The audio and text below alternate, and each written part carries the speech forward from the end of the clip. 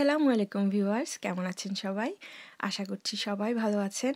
Thumbnail দেখেই বুঝে ফেলেছেন আজকে আমি আপনাদের সাথে একটি পিঠার রেসিপি শেয়ার করছি। তো শুরুতেই আমি বলে নিচ্ছি আমি ডোটা কিভাবে তৈরি করে নিয়েছি, তারপর আমি ডিটেলস বলে দিচ্ছি।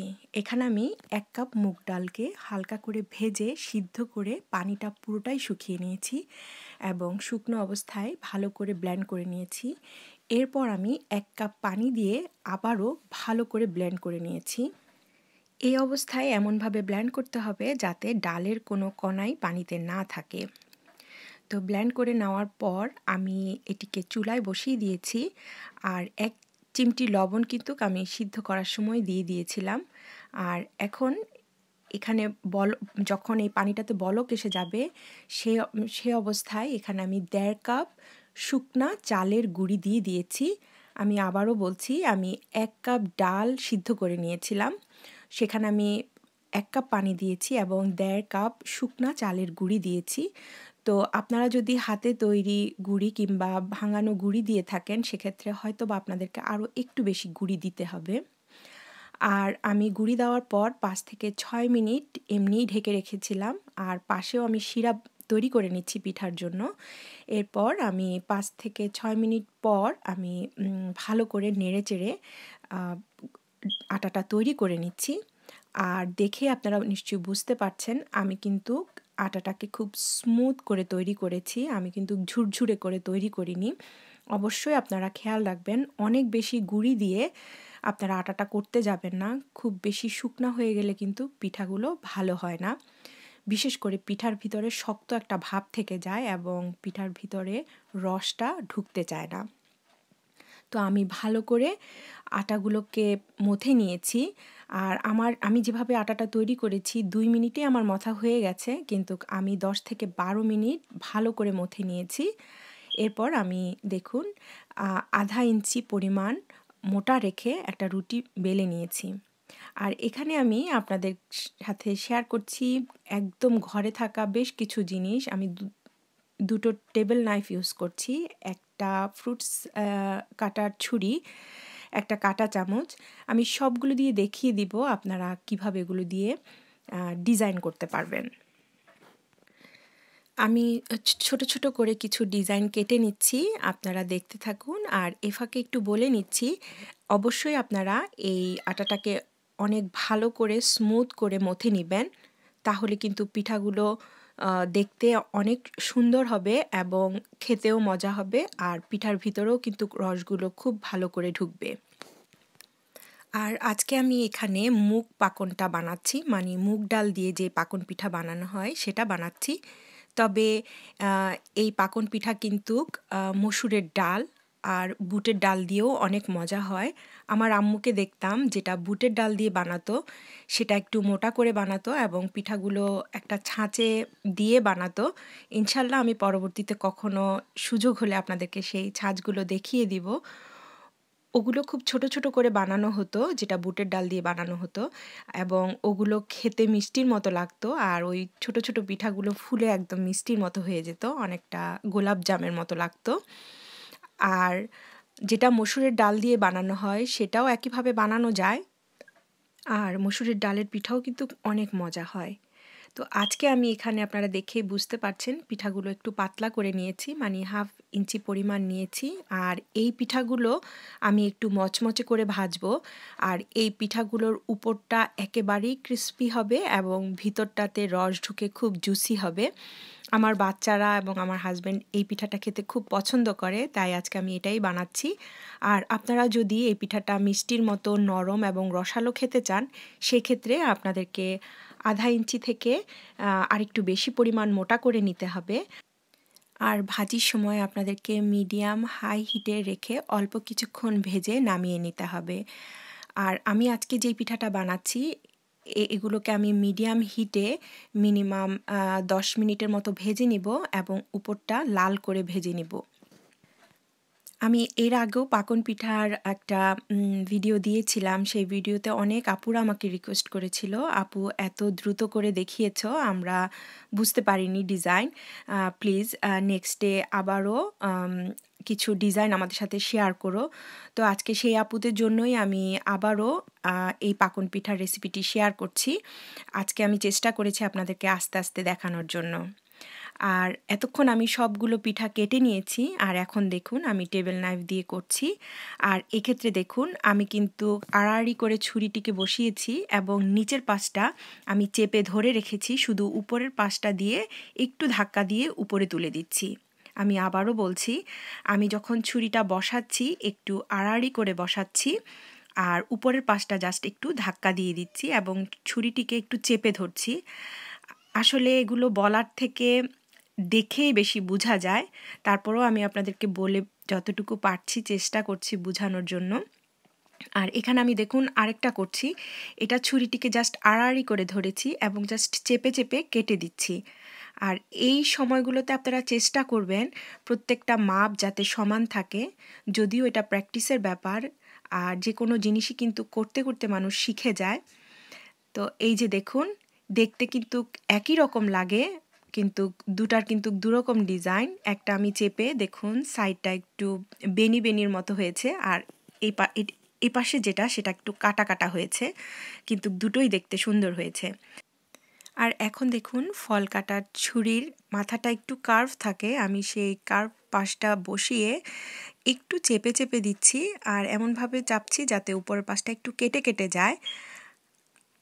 আর প্রত্যেকটা পার্ট আমি সমান পরিমাণ গ্যাপে রাখার চেষ্টা করছি, তাহলে দেখতে বেশি সুন্দর লাগে। এভাবে আমি দেখুন কয়েকটা করে নিয়েছি। এখন আমি আপনাদেরকে টুথপিক দিয়ে দেখিয়ে দিচ্ছি মাঝখানে আমি কিভাবে ডিজাইনটা করি। আর এই ডিজাইনটা করার ক্ষেত্রে অবশ্যই আপনারা খেয়াল রাখবেন যাতে জায়গায় জায়গায় একটু ডিপ করে কাটা হয়, এতে কিন্তু ভাজি করার সময় ভিতরের পাশ মানে ভিতরের পিঠার যে অংশগুলো সেগুলো খুব সুন্দরভাবে হয়। আর দেখেই আপনারা বুঝতে পারছেন আমি কিভাবে করছি। আমি টুথপিকের মাথাটা কিন্তু একদম চেপে ধরেছি আর উপরের অংশটাকে জাস্ট ঘুরিয়ে ঘুরিয়ে পাতার মতো করছি। আমি মাঝখানেও কিন্তু একটা দাগ টেনে নিচ্ছি আর সেই দাগ দেওয়ার সময়ও কিন্তু আমি এমনভাবে দিচ্ছি যাতে মাথাটা কেটে কেটে যায়। এই যে দেখুন, আর এই পাশটাতে কিন্তু একটু ফুটা হয়নি, কিন্তু প্রত্যেকটা পাতার গোড়ায় কিন্তু আমার একদম নিচ পর্যন্ত গিয়েছে। আমি আরও একটা আপনাদেরকে ডিজাইন করে দেখাচ্ছি।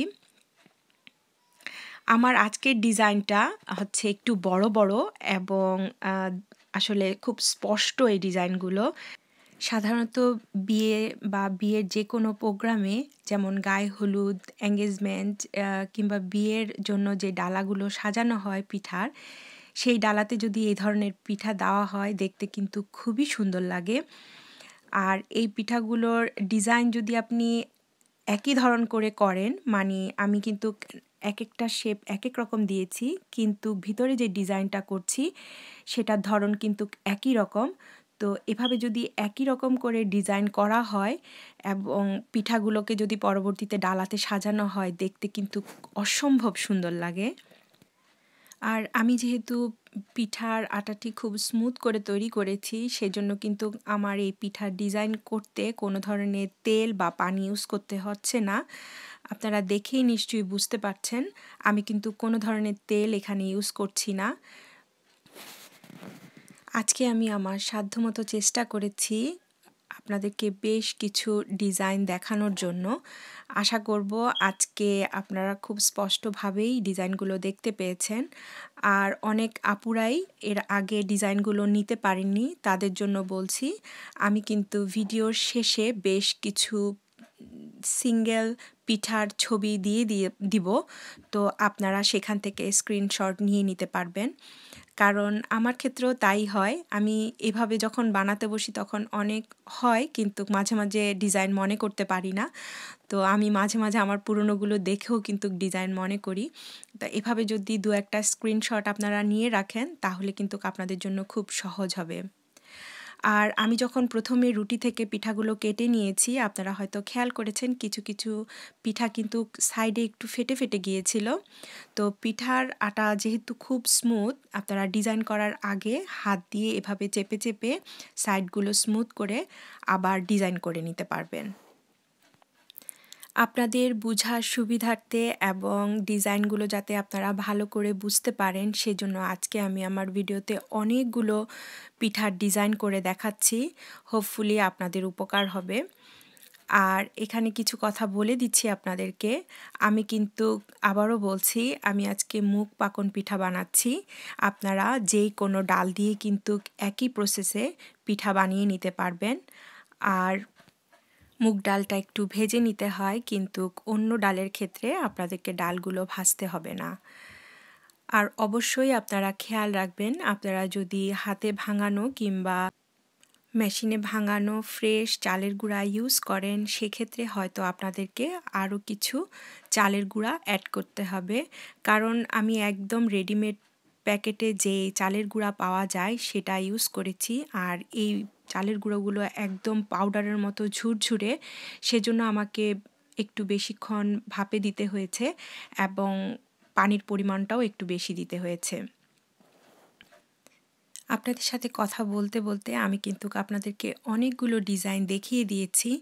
তো ডিজাইনগুলোর সবগুলোর ধরনই কিন্তু একরকম, শুধু কাটার ক্ষেত্রে ডিজাইনগুলো আমি বিভিন্ন ধরন করে কেটেছি।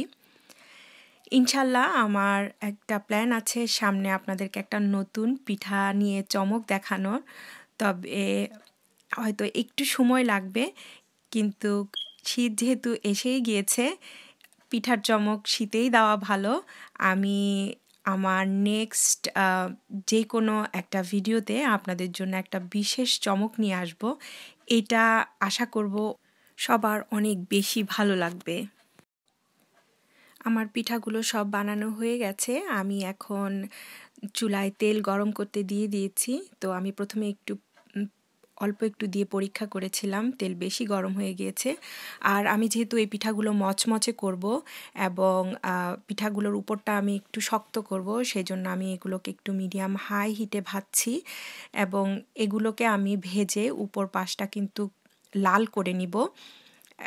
আর যেহেতু আমি ডোটা খুব সুন্দর করে তৈরি করেছি, আমার পিঠার ভিতরটা কিন্তু এমনিতেই জালি জালি একটা ভাব হবে।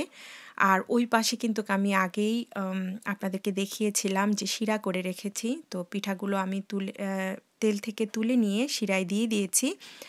আর শিরায় আমি বেশিক্ষণ রাখবো না এই পিঠাগুলো, এগুলোকে জাস্ট 3 থেকে 4 মিনিট রেখে আমি একটা একটা করে পিঠা তুলে নিব।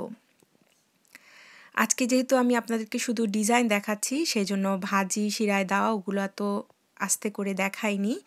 এই যে দেখুন আমার পিঠার ভিতরটা কত সুন্দর জালি জালি হয়েছে এবং পিঠার ভিতরটা কতটা রসালো। আর আমি প্লেটে কিন্তু বাড়ি দিয়ে দেখিয়ে দিয়েছি, পিঠা কিন্তু নরম না, অনেক শক্ত। ভিডিও শেষে আমি বলেছি আপনাদের জন্য কিছু ডিজাইন আমি দিয়ে দিব। যারা চেয়েছেন তারা কিন্তু এখান থেকে স্ক্রিনশট নিয়ে পিকচারগুলো রেখে দিতে পারবেন। আমার ভিডিও প্রায় শেষ পর্যায়ে চলে এসেছে দর্শক।